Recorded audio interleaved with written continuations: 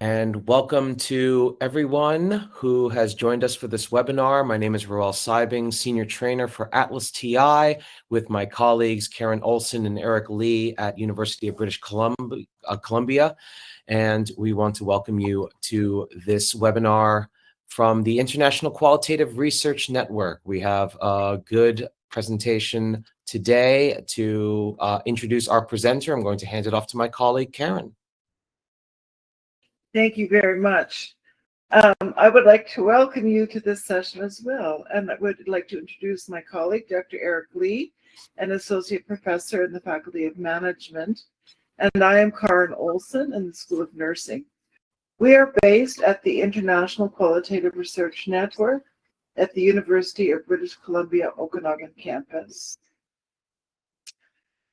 I will paste our email website into the chat so that you can learn more about the kind of work that we do. I respectfully acknowledge the Syilx Okanagan Nation and their people on whose traditional and ancestral unceded territory UBCO is situated. I would also like to acknowledge that you are joining us today from many places, near and far, and acknowledge the traditional owners and caretakers of those lands. It is my pleasure today to introduce our speaker. Dr. Paul Mihas is the Assistant Director of Qualitative and Mixed Methods Research at the Odum Institute for Research and Social Science at the University of North Carolina at Chapel Hill, and a Senior Consultant with Research Talk. He has taught qualitative methods at the Global School in Empirical Research Methods at the University of St. Gallen in Switzerland for 10 years, and has also taught short courses at the ICPR summer program in Slovenia. Please join me in welcoming Dr. Mihas. Thank you so much, Karen. Thanks everybody for joining us today. I'm going to be walking us through some slides, kind of setting the stage for ATLAS here. And I'm going to be focusing specifically on the network view and ways that you can really maximize the benefit of it in your analysis. So a lot of what I'm talking about today is based on a method developed by Research Talk and Ray Maeda, who's the lead there. And this is called Sort and Sift, Think and Shift. If you'd like a resource for this particular method, this is the resource here, published in the qualitative report. And what we're working on today is what we call at Research Talk episode profiles. And I'll read just this sentence from the article. Building episode profiles moves analysts to think contextually about what they are learning, similarly emphasizing emerging topics and a focus on how component parts integrate in the flow of each person's daily life helps researchers slow down in order to open up. And so we are in this seminar today thinking specifically about visual episode profiles. An episode profile could also simply be a memo, but today we're focusing more on a visual profile, also sometimes what I call a quotation diagram. And this is a representation of a particular transcript or other kind of document. I also want to kind of point us to some language here. These are some terms from Joseph Maxwell's work. He talks about similarity, which we do in qualitative research, of course, by coding, and we code across data and we see what's similar, everything coded to, let's say, barriers.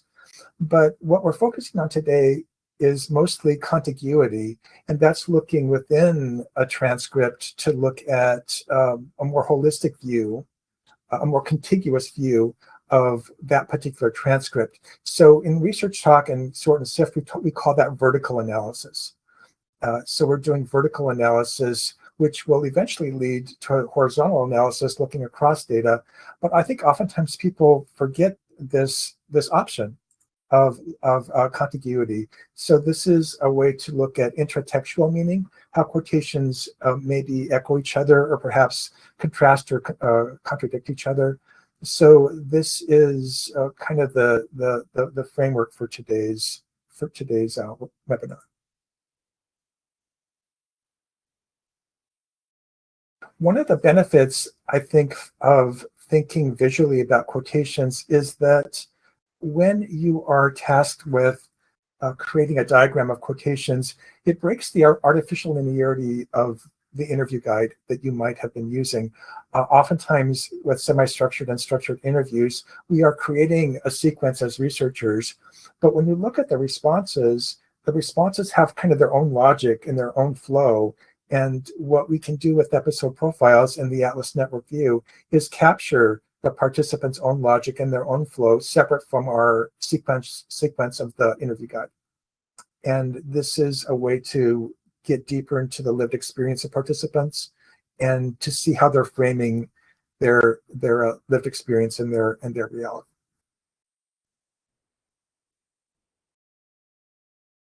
So this is just kind of another way of seeing what I just said.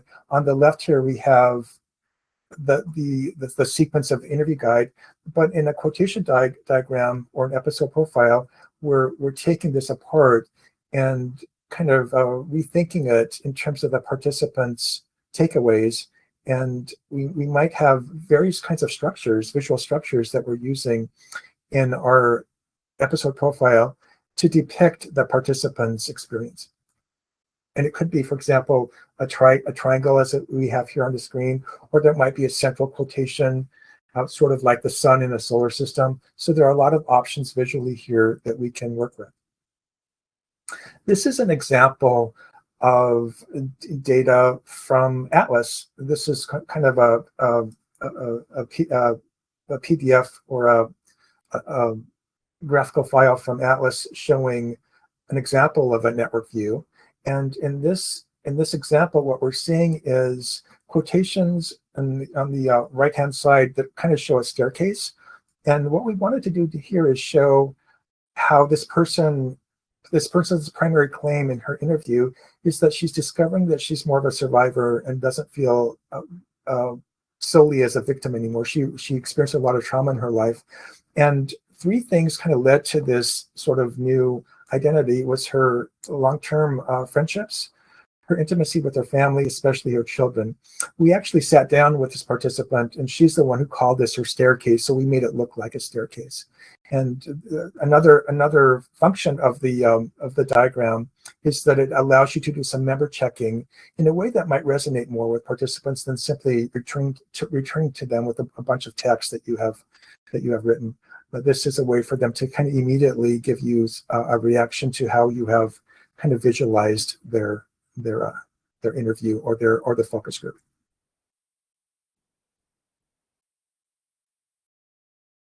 So visual episode profiles could possibly be chronological if that really fits your research question and if it fits the data. You might be centering a primary quotation. You might be creating clusters of things. You might be looking at constellations of things using quotations in the network view. Here's another example of an episode profile. This is with a dentist who is talking about how hard it is to deliver bad news to his patients. And what we did here is we created kind of an overarching context of delivering bad news. And we have here at the top some quotation titles, which we can rename in Atlas. For example, most dentists are good at delivering bad news. It's hard for the patient to get as concerned as I do. It's not life or death. You can't own the patient's problem. So that's kind of the context. And then below that, we have the philosophy of practice. I owe my patients the truth. We're in this together. And at the bottom, we have the struggle. Not good at delivering bad news. Some days I get burned out. And here we have the full quotation, which is not always possible if it's a long quotation. But this is an example of distilling and condensing a document into some really pointed quotations that really kind of heighten what the story is about, and in a kind of a visual way. And again, here we're trying to kind of emphasize that there's a context, and then within that context, there's sort of a philosophy of practice, but that kind of gets challenged by the reality of delivering bad news. And here's another example. And this is from a study by Stacy Klaman, who's looking at opioid treatment centers and whether they would be willing to incorporate family planning into their services, because a lot of their clients are pregnant or are in relationships where a pregnancy might happen. And so this is a triangle, because what we see here is that there are quotations that kind of cluster around the mental construct of the patient or the client, of viewing the patient as powerless. You have those quotations on the right. On the other side, you have education is necessary, and then at the bottom we have management not being prepared. For example, we have integrating education and services not a priority, and upper management is old school and not really prepared for incorporating family planning into services. In the middle here, we have the participants' kind of central goal, what best fits the needs of the client. This happened to be a director of an opioid treatment center. So this, again, condenses a lot of information. The titles that you're seeing in the boxes, those are quotation titles. If this were in Atlas, we could click on these and see the full quotation. But again, you can see how this is a really excellent stand-in for a transcript, because it does a lot of work for us. It conceptualizes, and the language in italics could function as codes, so we can move from this to coding. But this is, again, looking at one person's transcript. In this study, there were, I think, over 30 interviews. And so if we had 30 of these, we could start to really understand what's happening across these opioid treatment centers. And we can see the different roles, the directors, the social workers, the nurses, and how they think about this topic of family planning. So our focus today is to develop a visual episode profile using Atlas. I'll walk you through that during the remainder of the session. And the research question that we're working with today is, how do immigrants who have come to the United States in recent decades experience their transition? So we're looking specifically at immigrants and their time in the United States. I'm not an expert in this topic whatsoever, but I wanted to pick something that we could all learn from. I'm the child of immigrants, so this is a topic very, very close to my heart. And we'll be looking at some data here shortly. So these are the kind of the possible steps that we might take in this process. We're going to read a transcript. We don't, of course, have time to do this in the session, but I can kind of show you a few quotations. We're then going to identify power quotations, which I'll talk about in a minute. And then we're going to rename quotation titles. This is sometimes, well, I shouldn't say this. To me, this echoes what Elaine Keene, who's a grounded theorist, calls storing the data. So oftentimes with coding, we kind of jump to abstractions into these general kind of categories. But by working with quotations, we're really staying close to the data, close to the lived experience, and the quotation titles are a way to story the data, to use Elaine Keene's phrasing. And then we're going to move the power quotations into the network view, and then develop a diagram that reinforces the meaning of the transcript, and then add labels to the lines between the quotations if that's appropriate. So power quotations are quotations that really stand out to you because they're teaching you something about the topic that you may not have previously understood, or they make you kind of rethink a phenomenon. They raise questions. The example here on the slide, I was in control of everything I was doing. This is from a biography of Tina Turner, who was talking about her years living with her husband Ike and experiencing intimate partner violence. And this statement, I was in control of everything I was doing, is sort of, at least to me, surprising, because I wouldn't have expected her to say that. I would expect her to have felt victimized and sort of out of control when she was with Ike, but in fact, she has a different way of framing that experience. So it's something where I might stop and kind of elevate that and put that into a diagram, because I want to work with it more intentionally. So these are ways for us to kind of audition quotations and ask ourselves which ones really move me into understanding my research question, which ones help me understand the logic of participants and what they have lived through. And we're marking those and elevating those and calling them power quotations. Another example here is every never I ever said came true. This is from data with opioid users, and that in fact was the title of the article.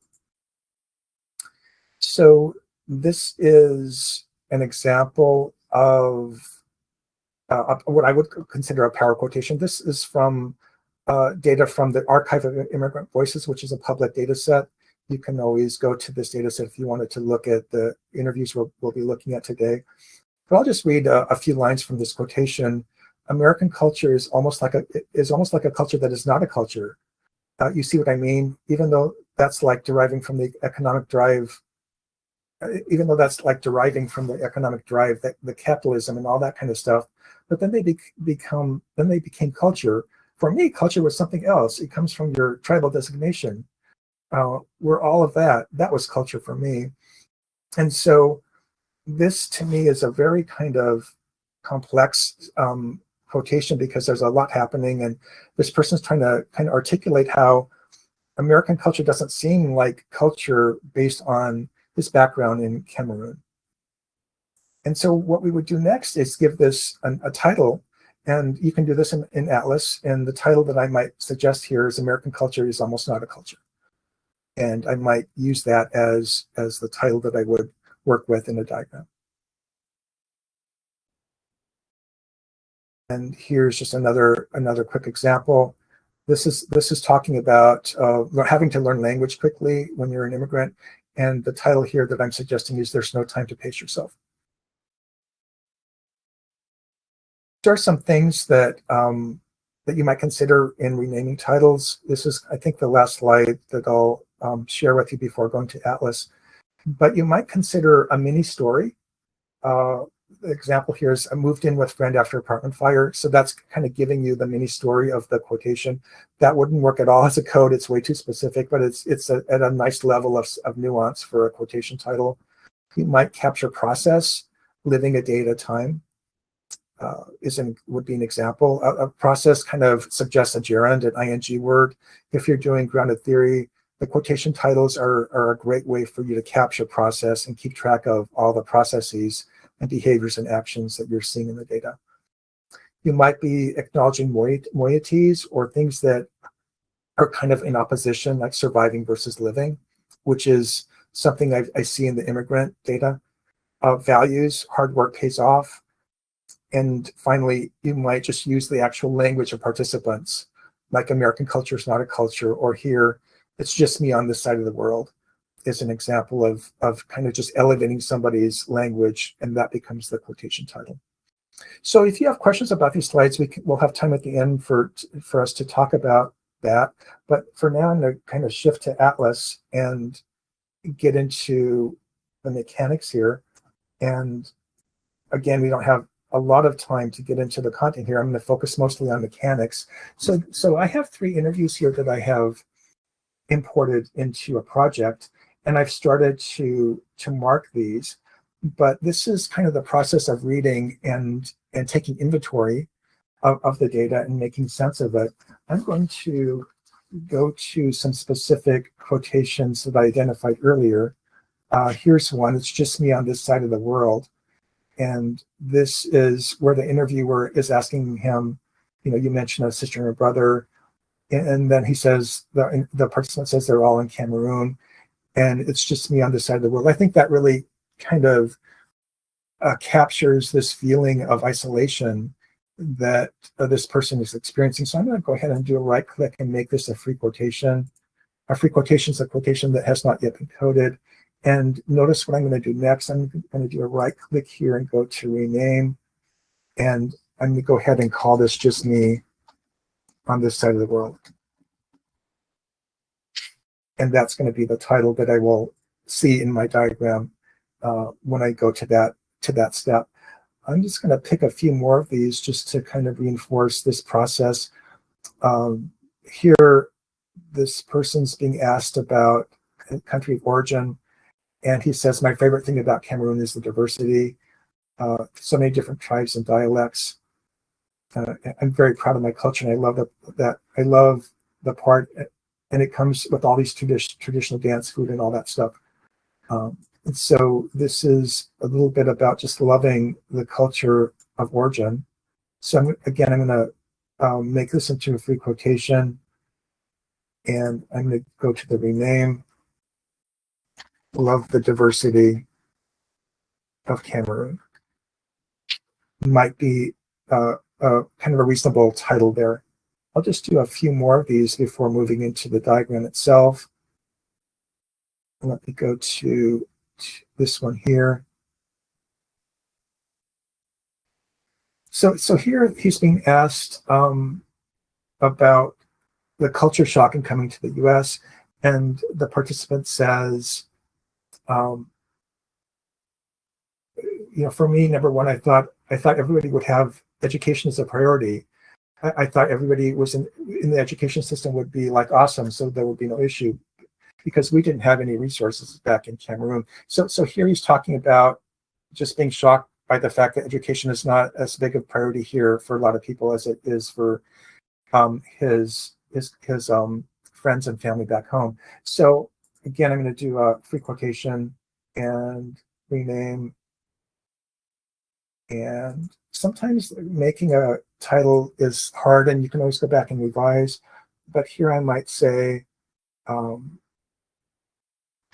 education not as much of a priority in the US as in Cameroon. Something like that. And, we don't all have to have come to the same conclusion regarding titles. The idea here is that you're capturing something that helps you understand what that's about, that you can work with later. I think I'll just do one more of these. And here, the participants talking about the fact that in the US, there's just a lot of boundaries, and people aren't necessarily that friendly with each other, and you can't just say hi to a stranger's kids on the street. They might look at you weird, is what he says here. So I'm just going to go to free quotation again and call this noticing the boundaries of Americans. I'll call this personal boundaries. Okay. Oops, there's one thing I forgot to do. Forgot to mention.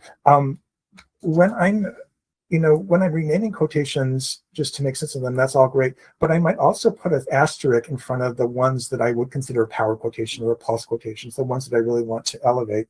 So I'm just going to go back and tweak these. And you can use any kind of system for marking the ones that are special to you. You can put them in uppercase letters. You could have another kind of special character. But I have been using the asterisk as a way of identifying those more easily when they show up on the list.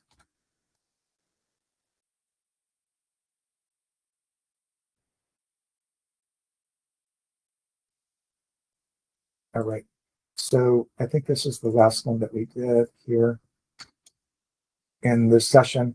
So now I'm going to go to my quotation manager and notice that I have all the things I've worked with. And some of these, of course, were before today's session. I have 2 other documents as well. So you can see all of the quotation titles here. Notice how nice it is to just be able to go down and read these titles. If you just normally mark a quotation in Atlas, let me go back and do that in this one. I just normally mark something and go to quotation title. It gives it a title, but it's just the first 30 characters of the quote, which may not be really helpful to you later on. So when you go to the effort of renaming the titles, you have kind of a nice distillation of the data. This is different from coding. This is the story of the data, different from the conceptualizing of it. Okay, so now what I might do is move some of these power quotes, the ones with asterisks, into a diagram. But how do I easily do that? I can just go through and mark with my control button. I'm really I get very impatient with all kinds of software. So I have just a way of easily getting to the ones with asterisks for document number 2, the one we work with. And what I'm going to do is first of all go to my document groups here, and I'm going to make a new group for document E. And so now I'm just going to move document E over, and I'm going to set that as the global filter.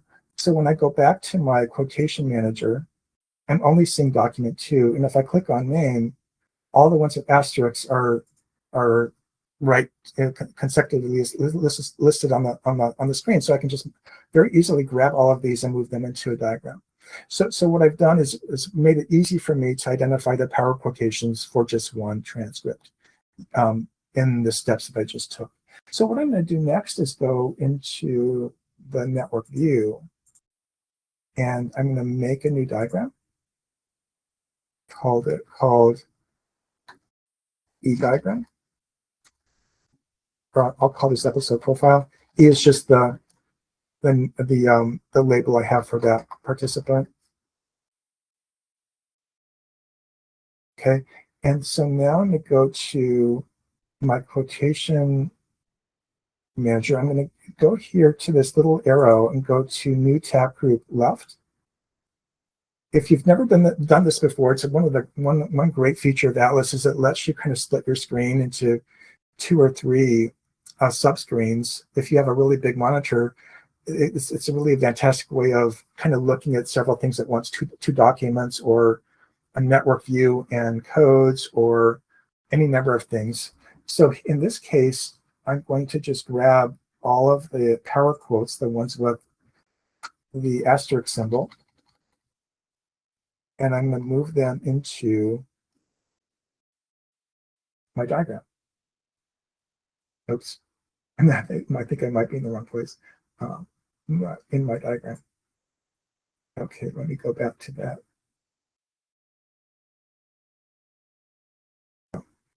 Let me try that again.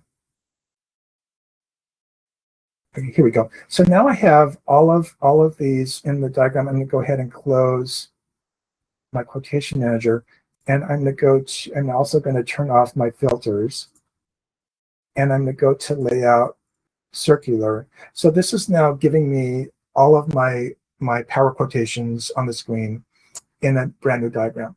So this is my first experience of the data in a non-sequential format. So I'm kind of going beyond the interview guide here, and instead looking at these quotations, and now I'm trying to think about what story I might want to tell with these. And so one thing that I might notice here is that some of these are about kind of somebody's work identity. For example, we have here, let's see if I can find it. Working hard in the US pays off. So that's kind of a belief system here. And we also have work hard to get where I want, a very similar kind of statement. Again, if I double click on these, I can see the full quotation. And also I can do a right click and go to the comment if I wanted to kind of write about this as well in this space. So that's really another benefit. What I might also do at this point is I might add some coding or possible codes to this. So I'm going to go to new codes. I'm going to create work identity here, or kind of developing a work identity, or a kind of a sense of one's relationship to one's work. And so I'm going to put these two together here, kind of like a little cluster. And then other things that I see are for things that are about kind of their cultural immersion. For example, let's see if I can find it. time for pacing yourself. This is the one I think that we saw in the slides, that you have to learn language very quickly, that there just isn't time to kind of sink into it. You have to kind of just really get going really quickly with language immersion as an immigrant. And so I might suggest another code here. And typically I would be working slower than I am here, but I just want to make sure that we cover some of the territory here. So I'm going to call this experiencing cultural immersion. And so I'm going to put this here. And we also have, similar to that, English was a shock. And let's see what else stands out here. Feeling isolated in this big old continent. So these are all just about this kind of the culture shock kind of thing. And I might pick a different name for this code, but that's what comes to mind here. And then we have statements about the country of origin, for farm work versus school work. In this quotation, he talks about how in Cameroon, he had to do a lot of farm work, but then his parents also said, school is really important. So it was kind of this cognitive dissonance of being asked to do all this farm work, but then being told that school is important. It was kind of a contradictory kind of thing. And so this is going to be another code, perhaps, another topic that I'll call country of origin or perceptions of country of origin. And so that goes maybe down here somewhere. Or actually, let me think of it. When I think of country of origin, I think of like moving, I guess because I've been trained to think from left to right or top to bottom, I might put this on the right. So this is just an example of how you kind of rethink the positioning of things in a way that tells a story. So we have farm work versus school work. We have education is the only way out. I just saw that. Where did it go? Yeah, here we go. That's also kind of a value from Cameroon that he adopted and absorbed. And so I'm starting now to think about what this could look like, and maybe seeing these four quadrants, or maybe a square. That this is like the block that he's working with. These four sides of a square or rectangle that he keeps going back to in the interview. And of course, I've read the whole thing, so I feel a little bit more comfortable saying that. But this is how you're kind of condensing and distilling the interview into something more visual, using the power quotations, but having read the full transcript. And so then the final thing I might say here is the statement, like American culture is not a culture, that we looked at earlier. And this is sort of not an immediate understanding. It happens over time, sometimes over years, many years. And so I'm going to make a new code called growing awareness.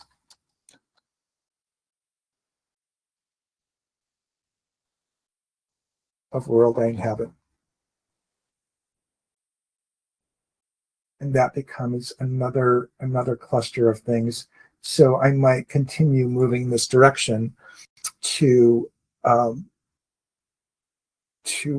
build a dynamic, again, it could evolve into a constellation, it could evolve into a solar system kind of thing, or a staircase, something chronological. But at this moment, I'm kind of thinking about these four main things, and it's kind of the structure in which this person lives. It's a framing. And the Cameroon is on one side of the framing and the US on the other, and it creates this frame. That's kind of how I see the interview. And so what we might do next is go back to the quotation manager, and imagine having done this for several transcripts, right? And notice now I could move from this to coding, and there are several ways of going to coding. I can go to the data we've just been looking at, farm work versus school work, that's related to the culture of origin. I'm just going to drag and drop. and the code shows up here. If you haven't realized that you can code right from the quotation manager, you should take a look at that, because it can be a really interesting way to code.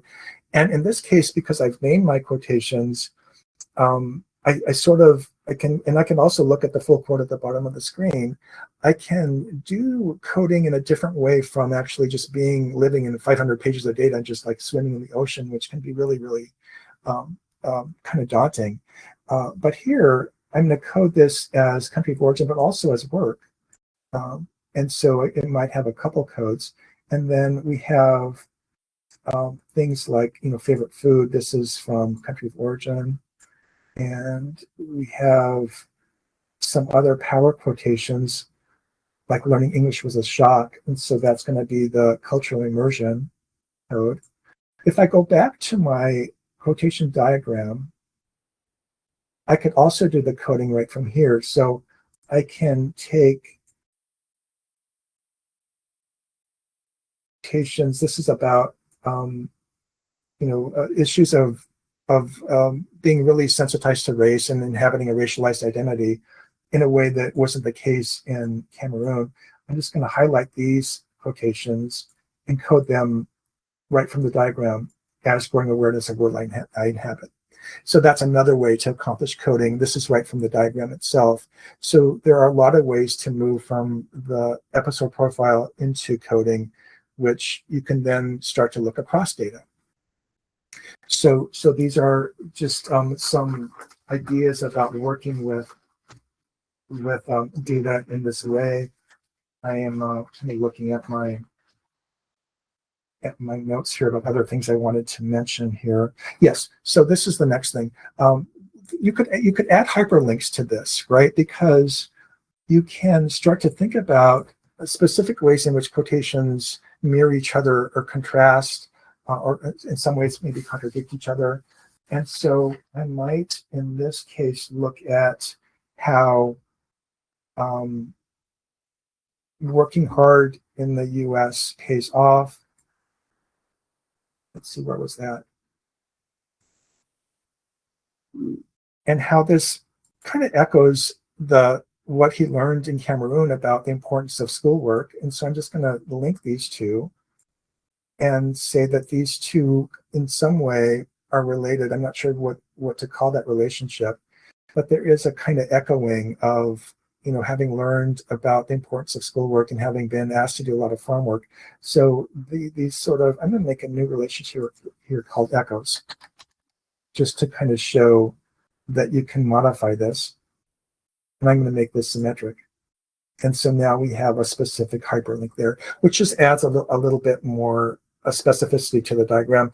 I'm not suggesting that you need to add the hyperlinks, but it's a way to kind of make this into a more formal diagram if you wanted to have one of these in a paper or article, kind of showing a particular participant and how they typify a kind of experience. So the hyperlinking is something to keep in mind for sure. So let me think about other things here to mention. Yeah, I'm going to go to a more advanced version of this project here.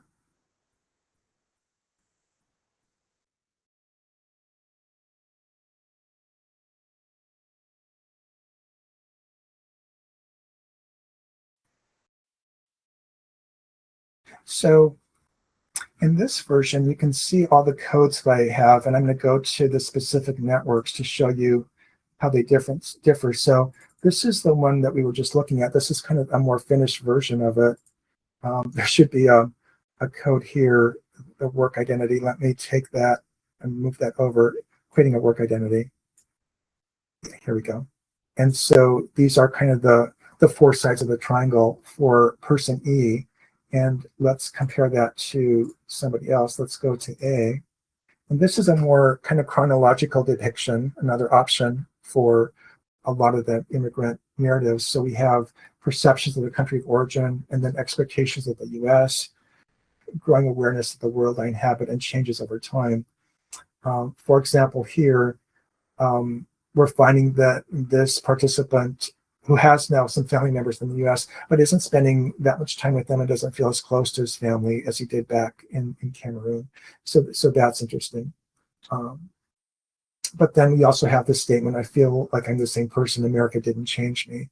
Really interesting statement. So what I'm interested in now, because there are many more documents, I want to kind of explore the degree to which people feel that America has changed them or not changed them. If we go to this quotation, we can kind of see it's very, very complex. It's not it's not just one statement. It's kind of, there are layers of identity statements within one. And so this is just a nice way to kind of elevate that and put it into a diagram. So then I might, code all of the data as I've shown you, and then move into another kind of diagram, which would be at the level of the code. So here, I have brought in the quotations for each code. Let me do this from scratch so that you understand the sequence here. I'm going to go to New Network. Call this code diagram example. And I'm going to just bring in some of the central codes I've been working with, such as perceptions of country of origin and change over time and cultural immersion. And so what I can do now is go to import quotations. So these are the quotations across all the data, right? Not just one person. So here I'm moving from the vertical analysis to more horizontal analysis to use the language of sort and sift developed by Ray Maeda. And so now I can kind of see what's happening with perceptions of origin. Notice that we have some hyperlinking here to add a little bit more information. If I go to experiencing cultural immersion, again, I'm going to bring in the quotations for that code. And I can start to kind of see how these cluster together, how they echo each other, or maybe contradict each other across participants, and then finally changes over time. I'm going to go ahead and import these as well. And notice that I have the option now, and this is something the reason these hyperlinks are showing up is because I made them earlier, but normally they wouldn't be here. But what I might do next is I might notice how across the codes there are quotations that also are related. So we have statements such as I want to reinvent myself. I wanted to reinvent myself in the US. That was the reason to leave country of origin. But then we have this person saying, I feel like America didn't change me. And so that's an interesting kind of contrast. So I'm just going to draw a line between the two and say that this is a contrast. And then we have that information.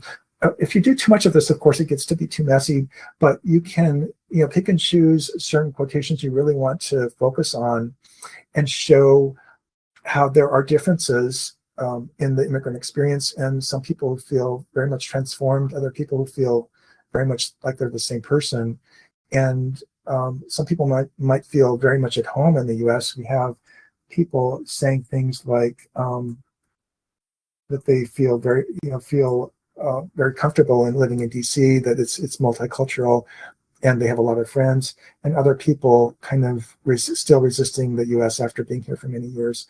And so we can kind of point to those kinds of things as well to show the nuance across the data. But going back to the episode profiles, if you had all of these completed across the data set, then you might have 20 or 30 interviews. You could also think about developing a typology. This is an example of a typology. Let me go to a bigger presentation here. This is from a study looking at how parents teach their teenage kids how to drive. And Lawrence Scholl was the researcher here. He didn't use episode profiles, he used memos, but you could also have done this kind of typology development using the Atlas network view if you wanted to. And what he identified here, what he had 40 families, he identified different types of parenting, including conscientious adapters, independence promoters, aggressive constrainers, and unflappable instructors, and so on. If I go back to my diagrams here and compare them, I might notice the fact that there are certain kinds of types of people in the data, that there are people who think very chronologically about their journey. Other people think very kind of topically about it and feel like they're the same person. And so they're thinking less about time and more about just their identity and how they're holding on to it. So I might notice differences and create a typology based on these network views. So we're at 10:45. I wanted to make sure to leave at least 10:45 my time, Eastern time.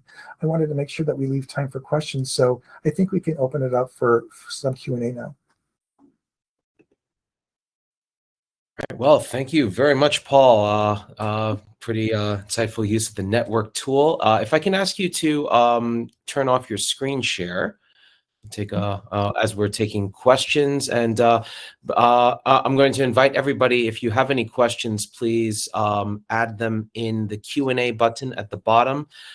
Before we do so, maybe Paul, if you want to describe your background, if you want to take a moment to do that.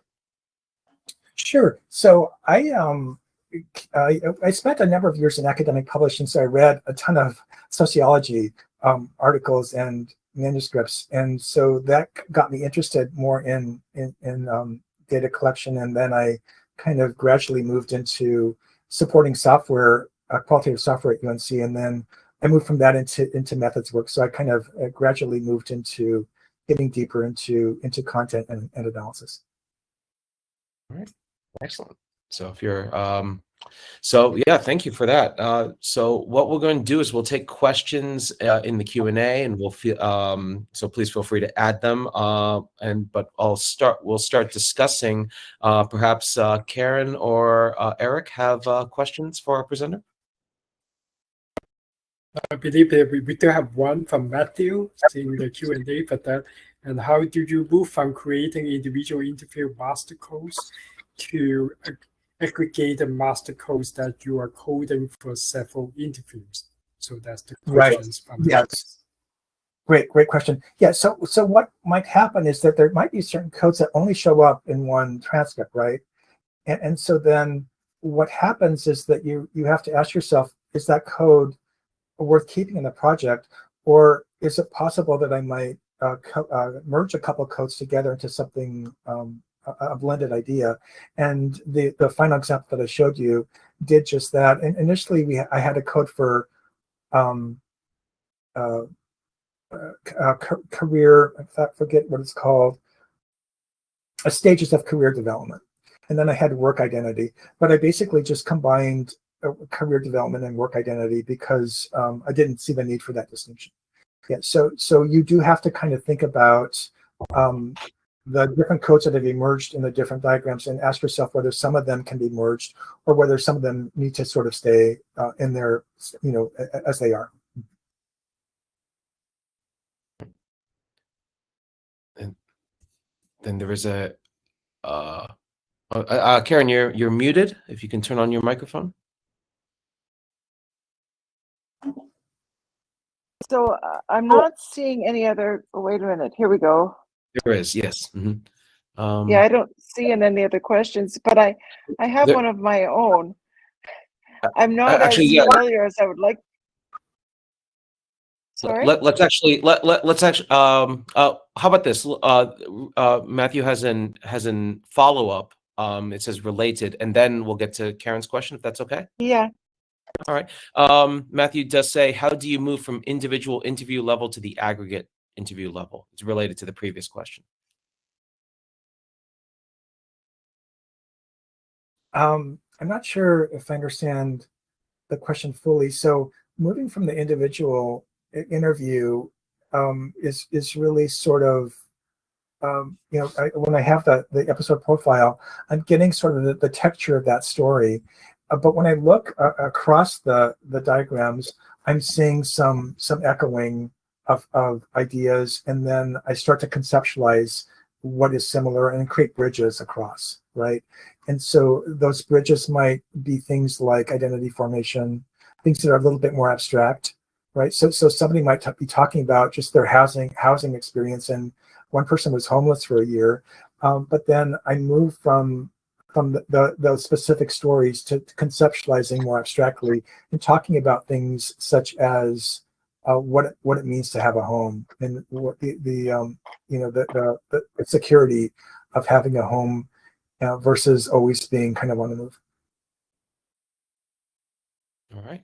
Thank you. And I suppose you could also take key codes from each of your interviews and develop a whole diagram system that links those codes from different interviews together, right? Absolutely, yes. And so in one of the last examples I showed you with the codes, I was trying to do that in linking quotations from the different code clusters, but you could also do it just with the quotations themselves, separate from the codes, and look at how particular quotations kind of relate to other quotations across the data. I think that would be a way of really integrating data as well. Yeah. Great. So perhaps one how about this one of the features that you pointed out was how it was important to name the quotations. Like in ATLAS.ti, by default, it will just the name of the quotation will just be the text of it. But you take the extra step to give it an explicit name. Is that would you say that is for your benefit in terms of organization, or is that for your research audience? I think renaming the quotation for me is really important because it's the first analytic step in a way. It's different from coding because it's very nuanced, but it's an analytic act, right?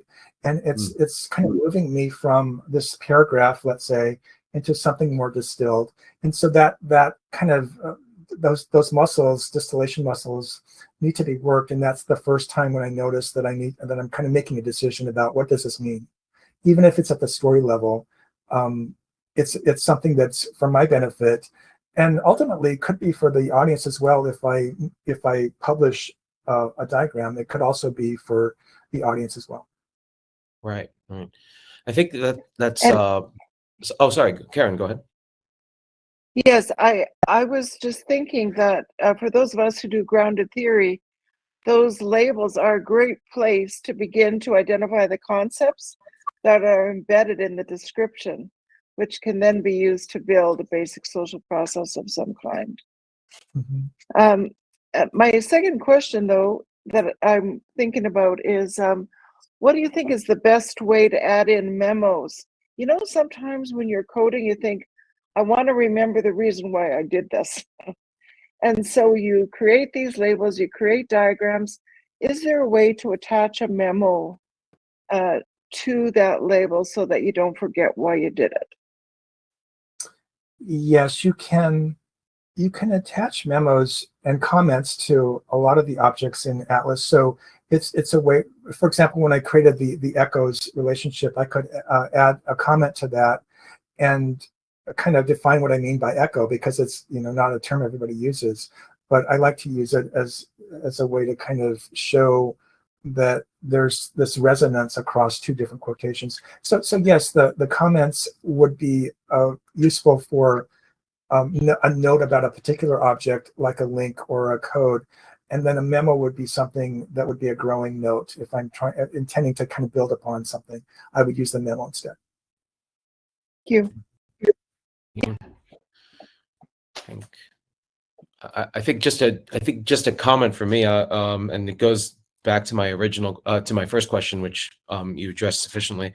But the broader thought I have of the network tool is that it can either be an analytical device or it can be a visualization tool, and it's not it's it's not mutually exclusive, and depending on where you are in the research process, you can, the network that you're visualizing can also be where you gather inspiration and say, oh, this is how I deepen my analysis. And I think, I think one maybe a note of caution to not a critique of this presentation, but one note of caution is that when you are visualizing quotations and organizing it within a network,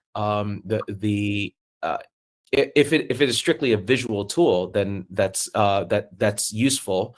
We want to keep in mind that one quotation could simply just be anecdotal and not necessarily thematic across the entire data set. And so, in any case, that's just my stream of consciousness about how the network tool can be used. Yeah, absolutely. So I didn't really underscore the fact that when you're selecting power quotations, you want to sort of select things that teach you about the data and about the research question. And so there might be several candidates for something, but you pick one that really resonates the most, right? But if there's something that is sort of interesting, like somebody says something funny, but otherwise they're very serious, well, that wouldn't be a good candidate for a power quote because it's not really representative of the body of the transcript. And so, yes, you have to be very careful not to sort of create something that doesn't really align with the holistic nature of the data. The idea here is that you're kind of elevating quotations that are very, very incisive in a way, but that are still sort of grounded in the holistic nature of the data.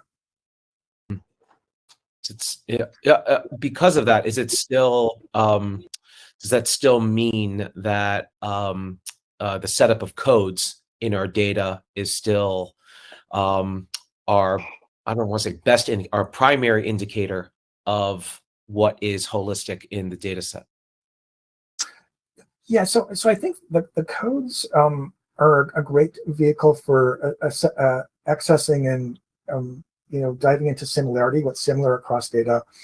But one thing that I wanted to underscore here in this presentation is the fact that an episode profile in the network view really goes back to the holistic contiguity of one transcript. So there's a particular way in which things unfold for people, in this case, immigrants, and coding can sometimes obscure you from the wide angle lens, right?